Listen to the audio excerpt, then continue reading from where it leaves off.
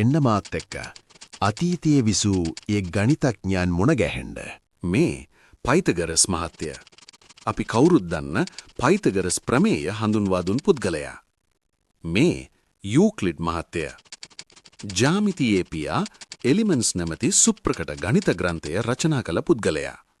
මේ ආකිමිඩීස් මහත්තය. ආකිමිඩීස් මූලධර්මය සොයාගත් පුද්ගලයා. මේ අල් කවරිස්මී මහත්තය. බීජ ගණිතයේ පියා. මේ අයිසැක් නිව්ටන් මහත්තය.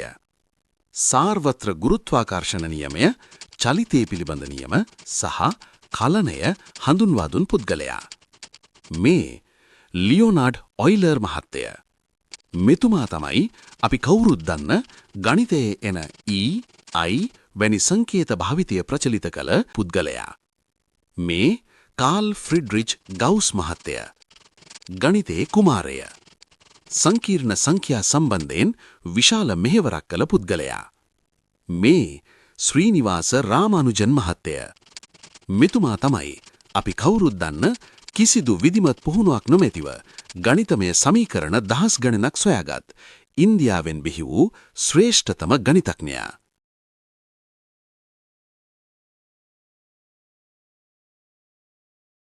මම ඔබේ හිතාදර ඇල්බර්ට් අයින්ස්ටයින්. ස්තුතියි.